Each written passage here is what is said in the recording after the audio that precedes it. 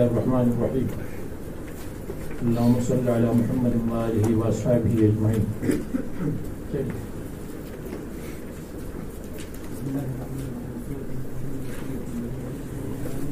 آپ نے درمیان میں چھوڑا میرے خیال میں. ہاں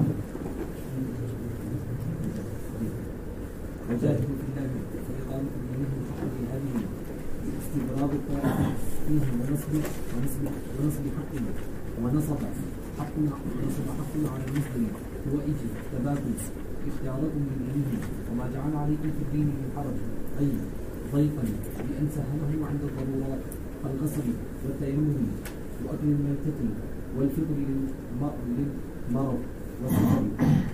ملة أبيكم منسوب بنزع الخافض الكافر إبراهيم عطف بياني هو أي الله سماكم المسلمين من قبل أي قبل هذا الكتاب وفي هذا أي القرآن ليكون الرسول شهيدا عليكم يوم القيامة أنه بلغكم وتكونوا أنتم شهداء على الناس أن رسولهم بلغتهم.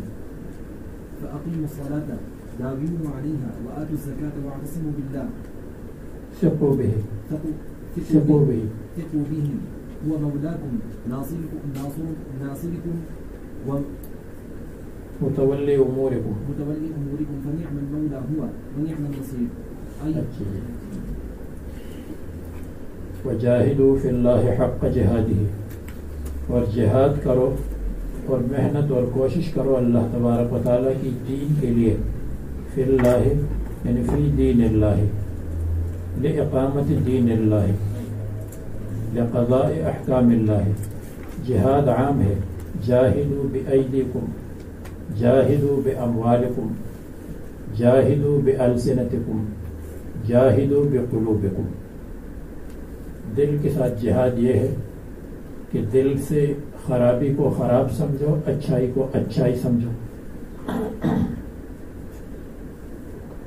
پھر اس کی اقسام و تفصیلات ہیں.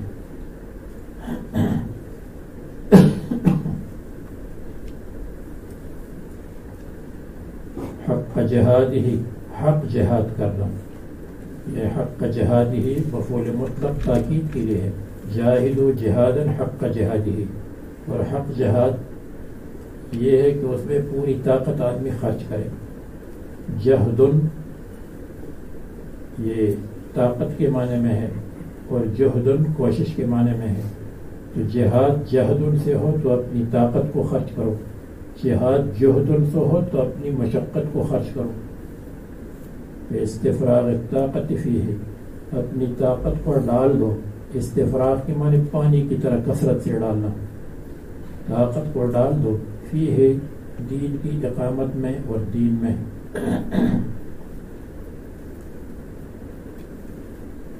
ونصب حق علی المصدر اور حق منصوب ہے ونصب حق مبتدا علی المصدر مفعول مطلق کے معنی میں ہے علی المصدر خبر یعنی جہادا حق جہادہ. واجتباکم اللہ تعالیٰ نے تم کو چن لیا ہے. اختارکم لدینہ تم کو اللہ تعالیٰ نے اپنے دین کے پھیلانے کے لیے چن لیا ہے. جیسے حدیث میں آتا ہے کہ اللہ تعالیٰ نے کنانہ کو پسند کیا بنی اسماعیل میں سے اور قریش کو پسند کیا بنی کنانہ میں سے اور بنی ہاشم کو پسند کیا قریش میں سے. اور رسول اللہ صلی اللہ علیہ وسلم فرماتے ہیں وَاصْطَفَانِي مِن بنی ہاشم. عربی کے الفاظ مشہور ہیں اس لیے میں نے ترجمہ کیا. وَاجْتَبَاكُمْ اختارکم لدینہ تم کو اللہ تعالیٰ نے دین کی خدمت اور دین کے پھیلانے کے لیے پسند فرمایا ہے. وَمَا جَعَلَ عَلَيْكُمْ فِي الدِّينِ مِنْ حَرَجٍ اور نہیں رکھا ہے تمہارے اوپر فی الدین دین کے اندر دین کے احکام میں من حرج کوئی تکلیف.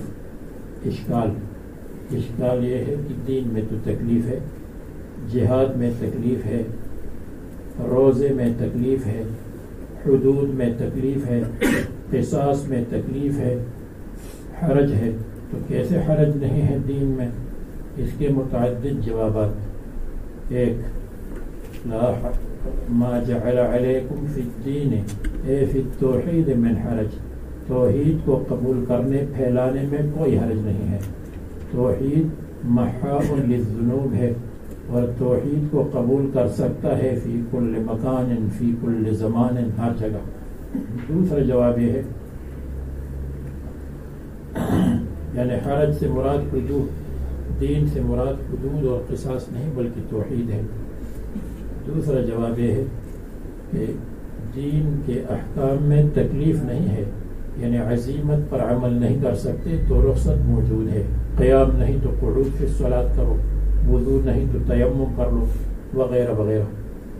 تیسرا جواب یہ ہے کہ ما جعل علیکم فی الدین من حرج دین کے اندر تکلیف نہیں ہے یعنی فی مقابلۃ النعم الجلیلۃ اللہ تعالیٰ نے جتنی نعمت عطا فرمائی ہے ان کے مقابلے میں تکلیف بہت کم ہے. نمبر 4 ما جعل علیکم فی الدین من حرج دین کے اندر تکلیف نہیں ہے فی مقابلۃ التکالیف التی کانت علی بنی اسرائیل بنی اسرائیل پر جو تکلیفیں تھیں ان کے مقابلے میں ہم پر نہیں ہے. مثلا یہ ہے کہ جہاں نجاست لگ جائے اس جگہ کو کاٹ دو یعنی اس کپڑے کو کاٹ دو. تو اس قسم کی تکلیفات یا ربع المال کو زکوٰۃ میں دیا کرو یہ نہیں ہے. پانچواں جواب یہ ہے کہ دین کے اندر حرج نہیں ہے علی من مشى علی طریق الشرع جو شریعت کی طریقے پر چلتا ہو تو اس کے لیے نہ حد ہے اس کے لیے نہ قصاص ہے اس لیے کہ وہ شریعت کے طریقے پر چلتا ہے. جہاد میں تکلیف ہے لیکن جہاد امر طبعی ہے کہ اگر ہم پر کوئی حملہ کرے گا تو ہم دفاع کریں گے. جہاد تو کفار بھی کرتے ہیں, اپنے دین کا دفاع کرتے ہیں, اپنی عزت کا دفاع کرتے ہیں. یہ امر طبعی سے امر شرعی کے علاوہ امر طبعی ہے, طبیعی ہے.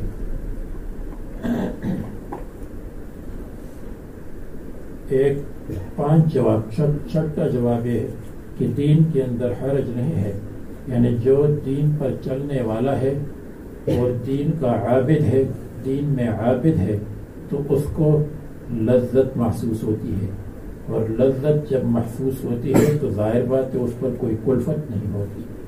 باقی حدود اور قصاص وہ عبادات کے قبیلے میں سے نہیں ہے یعنی عبادات کے اندر حرج نہیں بلکہ عبادات میں لذت ہوتی ہے. حرج بأن سهله عند الضروریات ضرورت کے وقت اللہ تعالیٰ نے اس کو آسان کیا. جیسے قصر آسان ہے سفر میں اور تیمم آسان ہے اور اکل میتہ کی اجازت ہے جب ضرورت ہو، اور افطار کی اجازت ہے مرض کو۔ مصنف نے 5-6 جوابات میں سے ایک جواب کو اختیار فرمایا، اور اس جواب کا خلاصہ یہ ہے کہ شریعت میں عزیمت کے ساتھ رخصت بھی موجود ہے۔ عزیمت کا حکم ہے لیکن رخصت بھی موجود ہے۔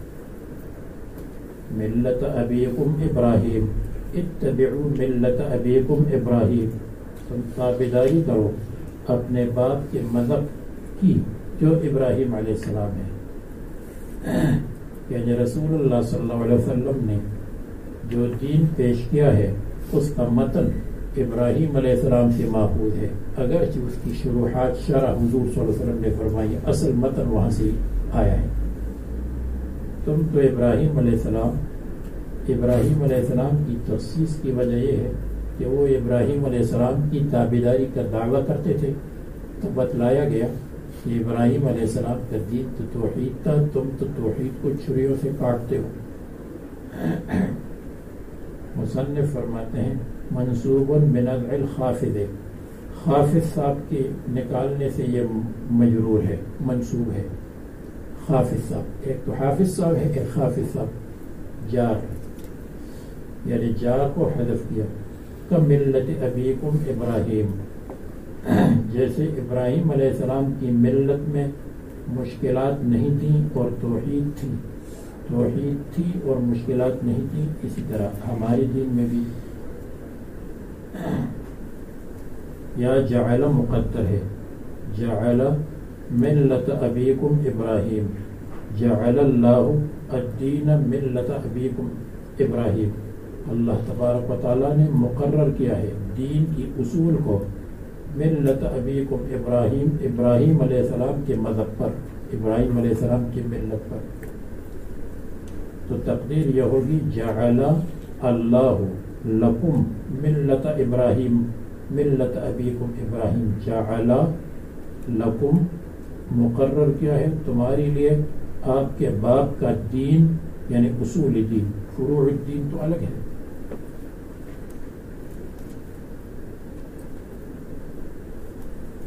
یہ ابراہیم عطف بیان ہے ملت ابیکم میں ابیکم کے لیے، هو سماکم المسلمین، اللہ تعالیٰ نے یا ابراہیم علیہ السلام نے تمہارا نام رکھا ہے مسلمین، اللہ تعالیٰ نے تمہارا نام مسلمان رکھا، اور ابراہیم علیہ السلام نے بھی تمہارا نام مسلمان رکھا، مجھے مسلمان بنا دو، وہ اور میری اولاد میں سے بھی مسلمان بنا دو، وَمِن ذُرِّيَّتِي أُمَّةً مُسْلِمَةً لَكَ وَأَرِنَا مَنَاسِكَنَا وَتُبْ عَلَيْنَا، مِن ذُرِّيَّتِنَا أُمَّةً مُسْلِمَةً لَكَ، انہوں نے آپ کا نام مسلمان رکھا۔ من قبل، قرآن کریم سے پہلے، من قبل هذا الکتاب، وفی هذا، اور اس قرآن کریم میں بھی تمہارا نام مسلمان ہے۔ ابراہیم علیہ السلام نے فرمایا تھا وَجَعَلْنَا مُسْلِمَيْنِ لَكَ وَمِن ذُرِّيَّتِنَا أُمَّةً مُسْلِمَةً لَكَ، اور اس قرآن کریم میں بھی آپ کا نام مسلمان ہے۔ وَرَضِيتُ لَكُمُ الْإِسْلَامَ دِينًا، اللہ تعالیٰ نے اسلام کو ہمارے لیے دین بنایا، اس قرآن کریم میں اس کا ذکر ہے۔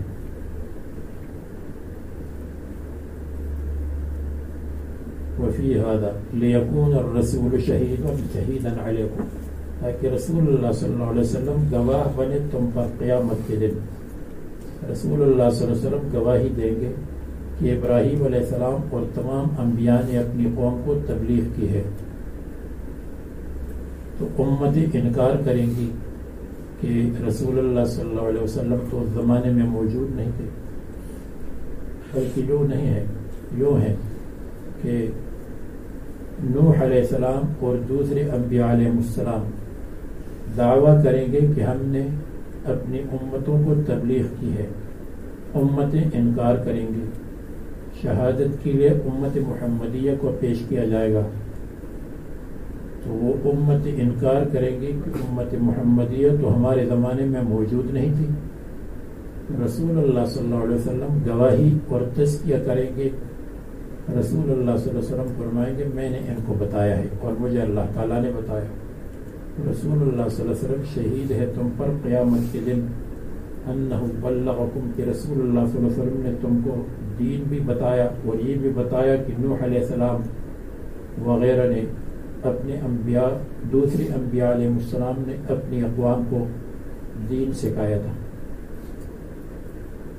یعنی لیکون الرسول شہیدا علیکم کہ رسول صلی اللہ علیہ وسلم آپ کے خلاف گواہی دیں کہ انہوں نے دین کا انکار کیا تھا. شہیدا علیکم آپ کے خلاف, یا لیکون الرسول شہیدا علیکم تاکہ رسول اللہ صلی اللہ علیہ وسلم آپ کے سامنے بیان کریں. شہید کے معنی بیان اس لیے بیان کرنے والا کہ جو شہید ہے وہ گواہی دیتا ہے بیان کرتا ہے تو وہ بیان کریں گے آپ کے اوپر. وَتَكُونُوا شُهَدَاءَ عَلَى النَّاسِ اور تاکہ تم گواہ بنو گے علی الناس لوگوں پر کہ رسولوں نے ان کو پہنچایا ہے. یا وَتَكُونُوا مُبَيِّنِينَ عَلَى النَّاسِ تاکہ تم لوگوں شہداء کے معنی مبینین اور علی بمعنی علام تاکہ تم لوگوں کو بیان کریں گے. تو دین اس لیے نہیں آیا کہ دین کو الماری میں رکھا جائے اور کتابوں میں بند کر دیا جائے. دین اور ملت کا تقاضا یہ ہے رسول اللہ صلی اللہ علیہ وسلم نے دین آپ کے سامنے بیان کیا اور آپ دین کو مخلوق کے سامنے بیان کریں گے, تبلیغ کا کام کریں گے. فَأَقِيمُوا الصَّلَاةَ وَآتُوا الزَّكَاةَ اس لیے نماز قائم کرو. نماز تو پڑھتے ہیں, نماز کی پابندی کرو ہمیشہ کے لیے, داوموا علیہا. وآتوا الزکاۃ اور زکوٰۃ دیا کرو. واعتصموا باللہ اور اللہ تعالیٰ پر اعتماد کرو, اللہ تعالیٰ پر اعتماد کرو اور توکل کرو. توکل الالتجاء الی اللہ تعالی اللہ تعالیٰ کی طرف التجاء اور پناہ لینا. بأن یظہر نتیجۃ الاسباب اسباب کا نتیجہ اللہ تعالیٰ ظاہر کرے. یہ اعتماد اور توکل کی بہت سی تعریفوں میں سے ایک تعریف یہ ہے. توکل اعتماد کس کو کہتے ہیں؟ الالتجاء والاعتماد علی اللہ تعالی بأن یظہر نتیجۃ الاسباب. اے اللہ ہم نے اسباب کو اختیار کیا, ان اسباب کا نتیجہ آپ ظاہر کر دیں. ہم نے اپنے کھیت میں بیج اور تخم ڈالا, آپ اس تخم کو ظاہر کر کے اس کا نتیجہ ظاہر کریں.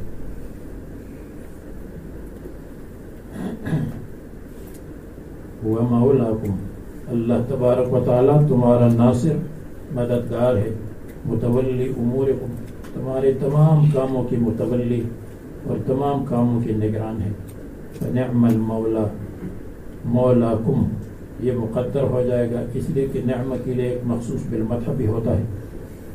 فنعم المولا ہوا اللہ تعالیٰ بہترین مددگار, اللہ تعالیٰ بہترین مولا یعنی متولی اور نگران ہے.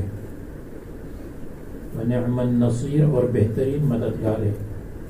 مولا کے بہت سے معنی ہیں, 21-22 معنی مولا کے ہیں, جن میں سے ایک معنی متولی بھی ہے, نصیر بھی ہے, معاون. تو چونکہ نصیر بعد میں آیا اس لیے پہلے مولا سے مراد متولی اور نگران. این ناصر ہوا اللہ تعالیٰ ہی تمہارے لیے ناصر ہے. سورہ مؤمنین مکی ہے, 108 آیات یا 109 پر مشتمل ہے. 100 اور 18 اور 100 اور 19 یعنی 118 آیات یا 119 آیات. کیونکہ بعض آیات کی ابتدا اور انتہا میں اختلاف ہوتا ہے اس لیے اختلاف ہوتا. 8 أو 19 آیتاً یا 8 أو 19 آیتاً. سورہ مؤمنون ترتیب قرآنی میں 23 ہے, 23. ترتیب نزولی میں 74. بعد الانبیاء قبل السجدہ نازل ہوئی. ما قبل کے ساتھ متعدد ربط. ایک ربط یہ ہے ما قبل میں اللہ تبارک و تعالیٰ نے فرمایا تھا فَأَقِيمُوا الصَّلَاةَ، نماز قائم کرو. نماز کیسے قائم کریں؟ الَّذِينَ هُمْ فِي صَلَاتِهِمْ خَاشِعُونَ، نماز کے اندر خشوع کرنا چاہیے. نمبر 2، ما قبل میں اللہ تعالیٰ نے فرمایا تھا وَجَاهِدُوا فِي اللَّهِ حَقَّ جِهَادِهِ، جہاد کرو جس طرح ہو سکتا ہے تم سے. جہاد کریں گے یعنی دین کے لیے محنت کریں گے. جہاد کا مطلب دین کے لیے محنت، اس لیے آپ کو بتایا جہاد باللسان، جہاد بالقلب، جہاد بالید، جہاد بالقلم. بالقلم کو تو میں نے بیان نہیں کیا. تو جہاد جب کرو گے، دین کے لیے محنت کرو گے، تو اس کا نتیجہ کیا ہوگا؟ قد افلح المؤمنون الذین هم فی صلاتهم خاشعون. جہاد کے نتیجے میں بھی تم کو محنت کے نتیجے میں فلاح ملے گی. اس لیے کہ یہ جتنی صفات ذکر کی گئی ہیں یہ سب جہاد کے قبیلے میں سے ہیں.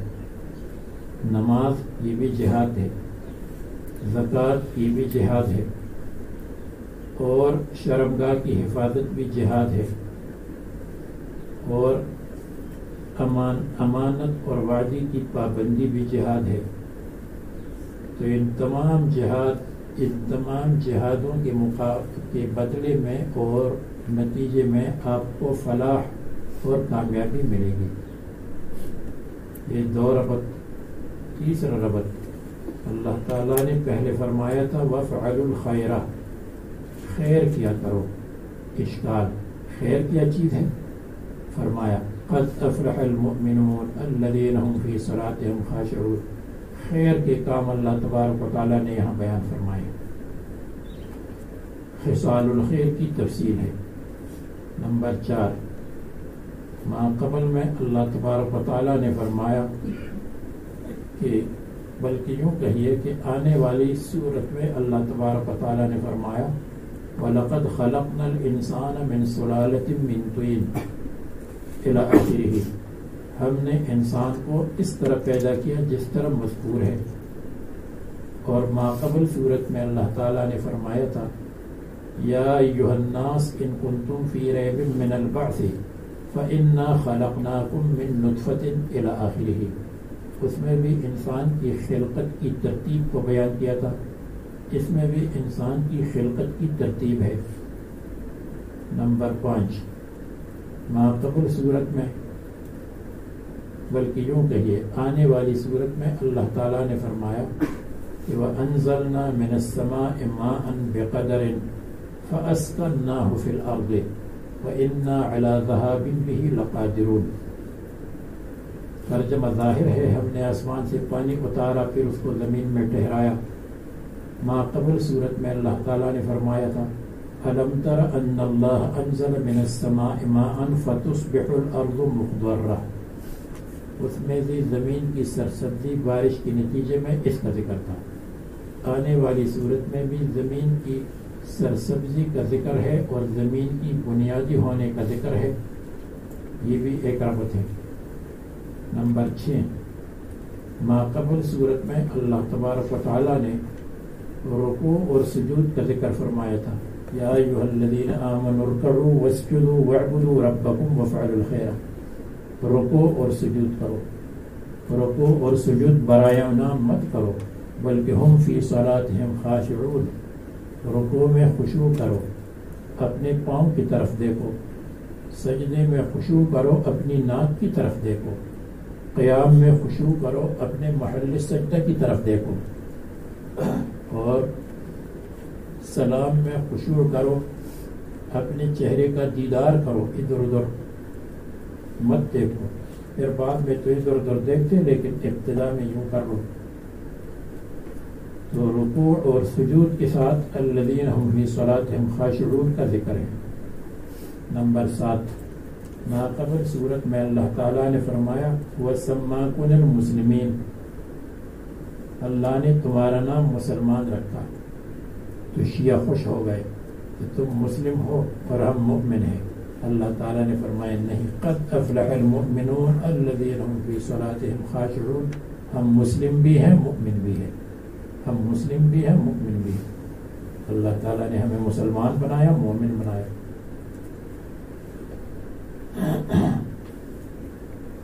پھر حدیث میں آتا ہے کہ جب یہ ابتدائی 10 آیات نازل ہوئیں تو رسول اللہ صلی اللہ علیہ وسلم پر ایسی کیفیت پیدا ہو گئی کدوی النحل، جیسے شہد کی مکھیوں کی بنبناہٹ۔ پھر جب کیفیت دور ہوئی تو فرمایا لقد انزلت علی 10 آیات من اقامها دخل الجنت، 10 آیات ہے جس نے ان 10 آیات کا حق ادا کیا تو دخل الجنت۔ اور رسول اللہ صلی اللہ علیہ وسلم نے اللہم زدنا ولا تنقصنا واکرمنا ولا تہنا واعطنا ولا تحرمنا وآثرنا ولا توثر علینا اور وارض عنا وارضنا، یہ رسول اللہ صلی اللہ علیہ وسلم نے فرمایا۔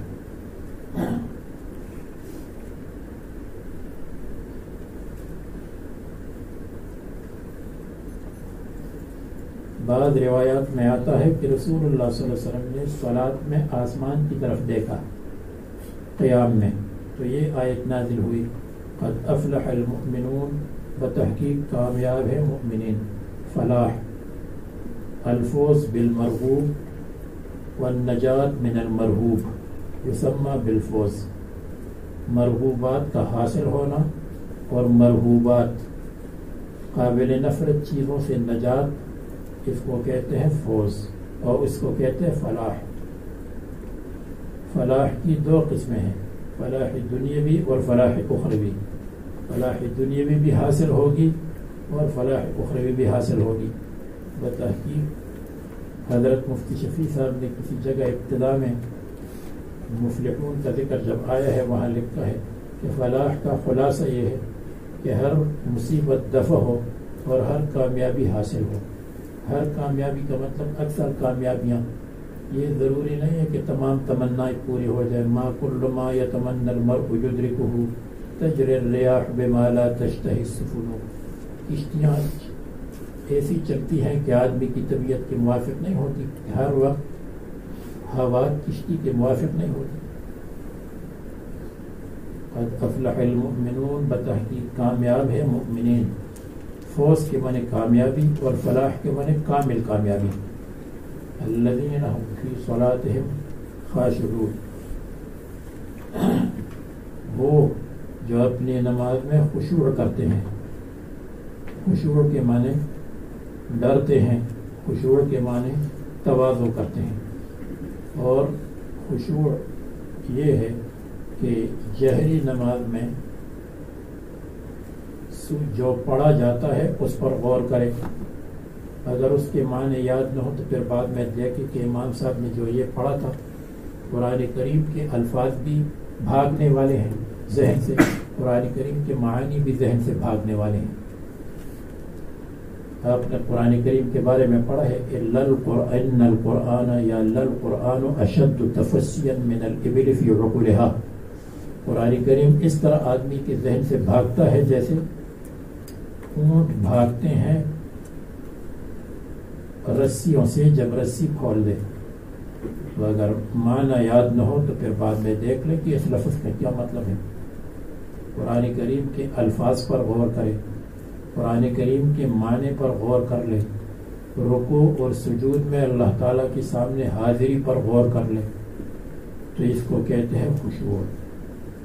رسول اللہ صلی اللہ علیہ وسلم نے ایک شخص کو دیکھا کہ وہ داڑھی کے ساتھ کھیل رہا تھا۔ رسول اللہ صلی اللہ علیہ وسلم نے فرمایا اگر اس کا دل خاشع ہوتا اس کے جوارح بھی خاشع ہوتی، لو خشع قلبہ لخشعت جوارحہ۔ اور ایک حدیث میں آتا ہے، حدیث میں کہ رسول اللہ صلی اللہ علیہ وسلم نے ہم نے سوال کیا التفات فی الصلاۃ کے بارے میں، تو انہوں نے فرمایا کہ ہوا اختلاس یختلسہ الشیطان من صلاتکم، نماز شیطان تمہاری نماز کو پچک کر کے لیتا ہے اور بھاگتا ہے۔ اور حضرت انس کو رسول اللہ صلی اللہ علیہ وسلم نے دیکھا دوسری طرف التفات کر رہے تھے، رسول اللہ صلی اللہ علیہ وسلم نے فرمایا اجعل بصرک حیث تسجد، جہاں سجدہ وہاں تیری نظر ہونی چاہیے۔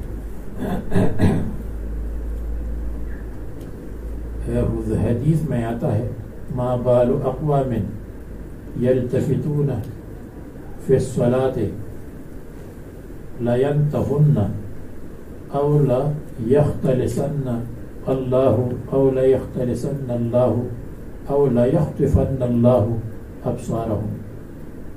یہ کیوں نماز میں ادھر ادھر التفات کرتے ہیں؟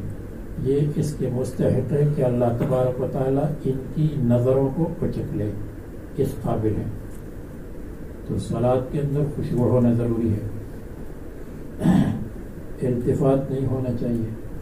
التفات ایک بالقلب ہے، وہ تو بالکل ناجائز ہے کہ آدمی نماز میں ہو، اس کو معلوم نہ ہو امام کیا پڑھ رہا ہے اور اپنا مطالعہ جاری رکھا ہے باہر. یہ التفات بالقلب ہے، یہ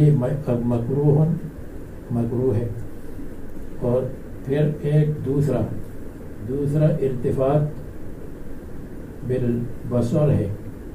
التفات بالبصر یہ خلاف اولا ہے، ادھر ادھر التفات کرے. تیسرا التفات ہے بلی العنق، کہ گردن کو بھی موڑ دے. یہ التفات یہ بھی زیادہ اشد و کراہتن ہے. اور ایک التفات ہے بتحویل الصدر، کہ سینے کو دوسری طرف موڑ دے. یہ مفسد صلاۃ ہے. صلاتهم خاشعون متواضعون والذین هم عن اللغو معرضون. اور وہ لوگ عن اللغو جو لا یعنی چیزوں سے اعراض کرتے ہیں، کلام وغیرہ، یا عن اللغو باطل سے اعراض کرتے ہیں. باطل میں کذب، معاصی، سب، شتم، سب کچھ آ گیا. یا عن اللغو شرک سے، شرک بھی باطل ہے. اور معرضون اعراض کرتے ہیں، منہ پھیرتے ہیں. یہ دوسری صفت. تیسری صفت والذین هم للزکاة فاعلون.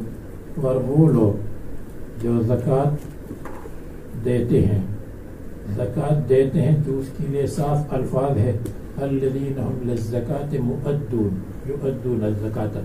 تو فاعلون کیوں آیا؟ فاعلون اس لیے آیا کہ جو کام کبھی کبھی کیا جاتا ہے اس کے لیے فعل کا لفظ آتا ہے، جو کام ہمیشہ کیا جاتا ہے اس کے لیے عمل کا لفظ آتا ہے. زکوٰۃ تو کبھی کبھی سال میں ایک مرتبہ دیتے ہیں، اس لیے اس کے لیے فاعلون کا لفظ آیا، مؤدون یا عاملون کا لفظ نہیں آیا.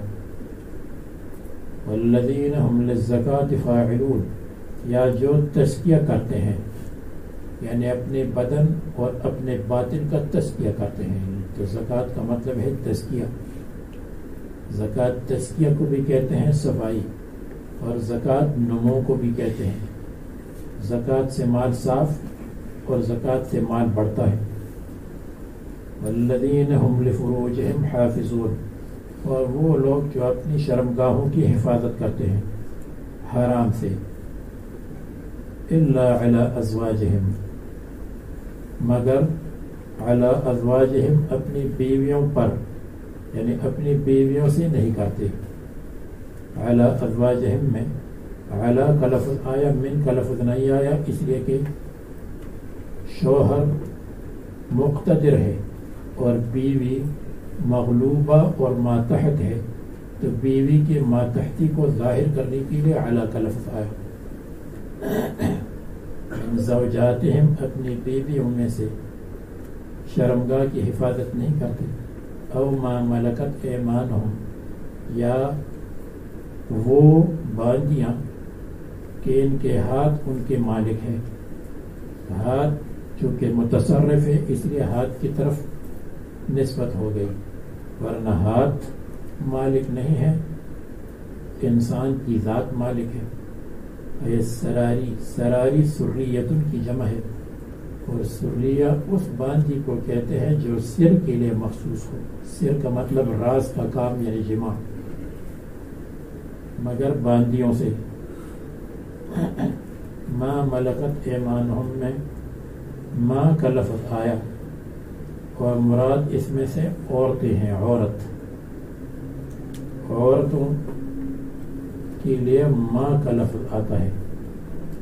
بجائے من کے، اس لیے کہ یہ جو باندیاں ہیں یہ حیوانات کی طرح خادم، جیسے حیوانات خادم ہیں، انسان کی خدمت کے لیے مخصوص ہے، اسی طرح یہ باندیاں بھی خدمت کے لیے ہے۔ حیوانات کے ساتھ تشبیہ اس میں نہیں ہے کہ ان کو حیوانات کی طرح رکھا جائے، حیوانات کے ساتھ تشبیہ صرف یہ مطلب نہیں ہے کہ آپ مولانا سلیمان صاحب گانجی کی تشبیہ شیر کے ساتھ دے تو وہ دم تلاش کریں گے، ایک چیز میں جو مطلوب ہے یعنی شجاعت۔ تو یہاں ما ملکت ایمانہم میں اس لیے ما آئے جیسے حیوانات خادم ہیں تو بیویاں بھی گھر کی خدمت کرتی ہیں، شوہر کماتا ہے اور یہ خدمت کرتی ہیں۔ دوسری وجہ بھی ہے کہ عقل کی کمی میں یہ ہے مفقود العقل،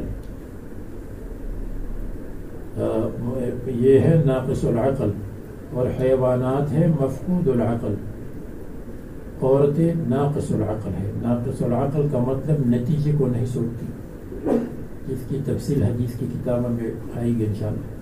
فإنہم غیر ملومین، بس بے شک ان کو ملامت نہیں کیا جائے گا، فی اتیانہن، یہ فإنہم غیر ملومین سے پتہ چلا کہ ہم بستری کو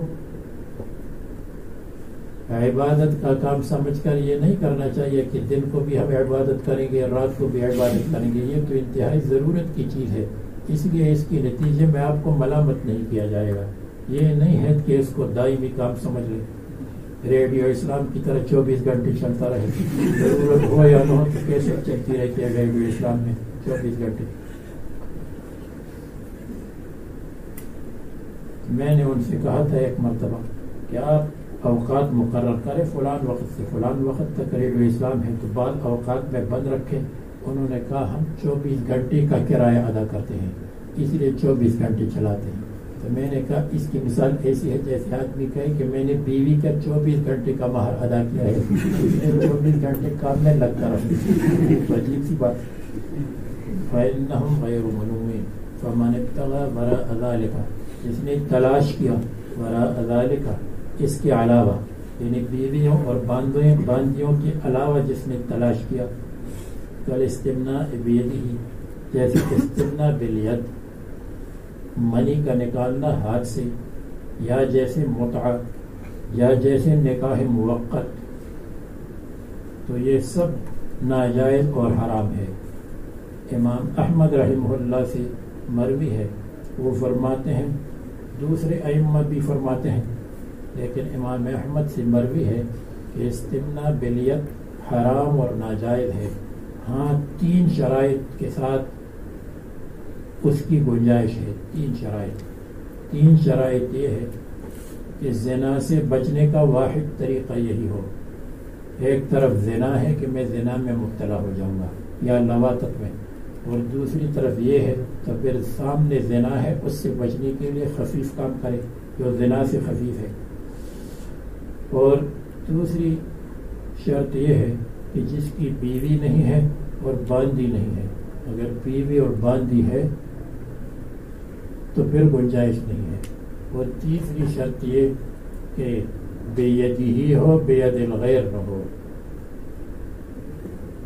تو اس میں پہلی شرط اہم ہے، پہلی شرط یہ ہے کہ ایک جانب زنا ہے اور ایک جانب یہ کام ہے، تو زنا سے بچنے کے لیے یہ کر لے، ورنہ اگر اس کی عادت پڑ گئی تو پھر ساری زندگی برباد ہو جائے گی۔ الاستمناء بیدہ فاولئک هم العادون، بس یہی لوگ حد سے تجاوز کرنے والے ہیں۔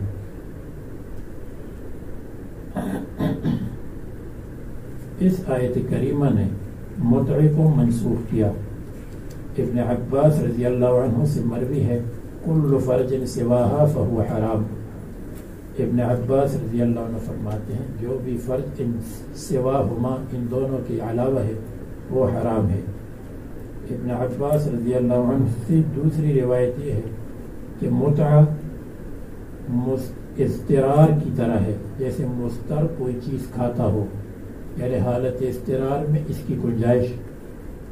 اور ابن عباس رضی اللہ عنہ سے ایک روایت متعہ کا حلال ہونا بھی ہے، لیکن ایک روایت یہ ہے کہ کل فرج سواہما فہو حرام۔ بہرحال ائمہ اربعہ کی نزدیک، جمہور صحابہ کی نزدیک متعہ ہو یا نکاح موقت حرام ہے۔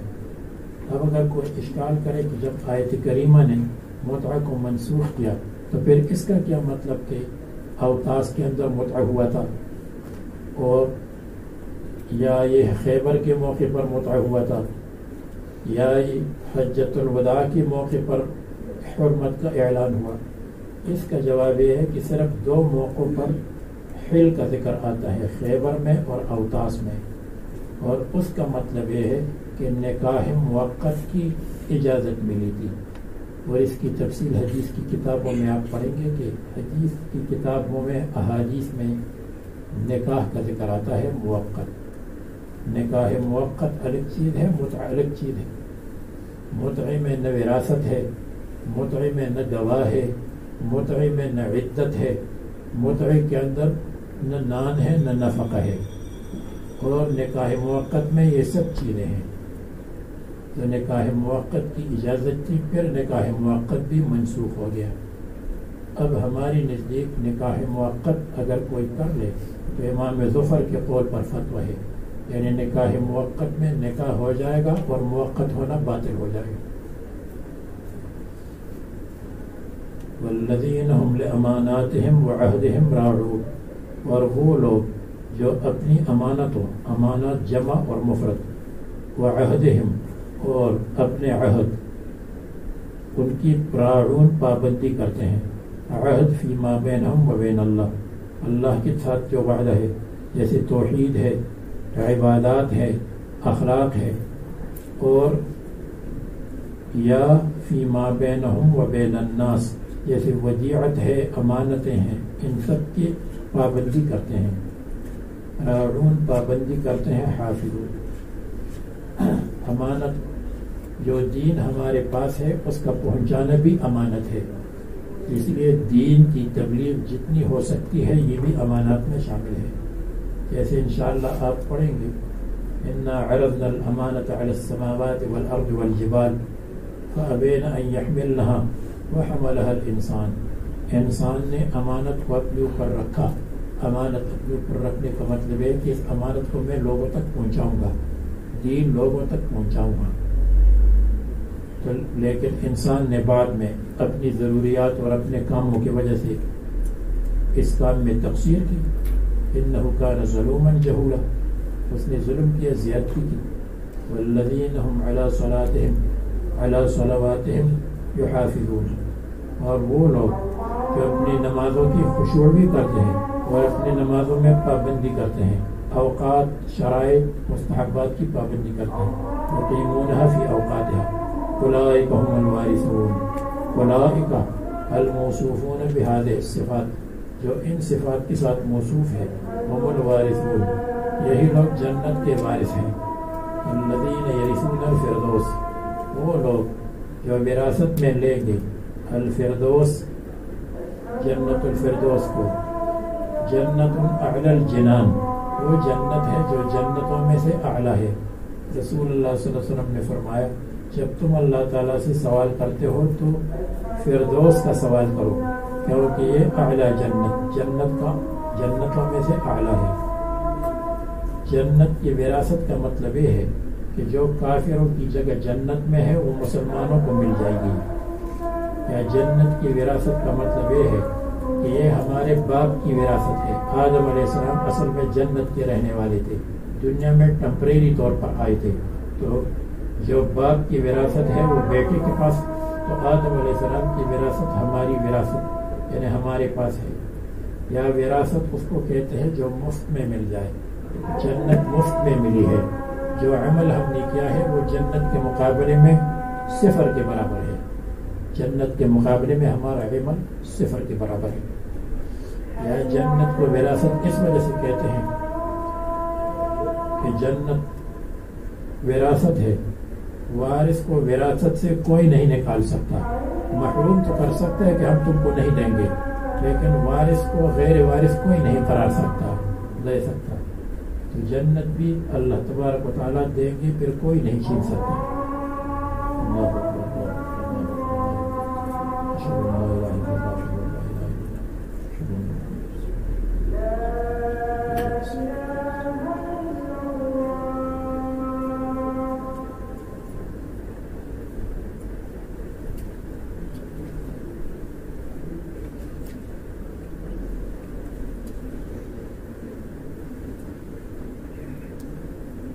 فیہا خالدون، جنت میں یہ ہمیشہ رہیں گے. اس میں اشارہ ہے معاد کی طرف کہ جنت میں رہیں گے. اور جنت کب ہوگی؟ حشر کے بعد. اس لیے اللہ تعالیٰ نے مبدا اور کو بعد میں ذکر کیا.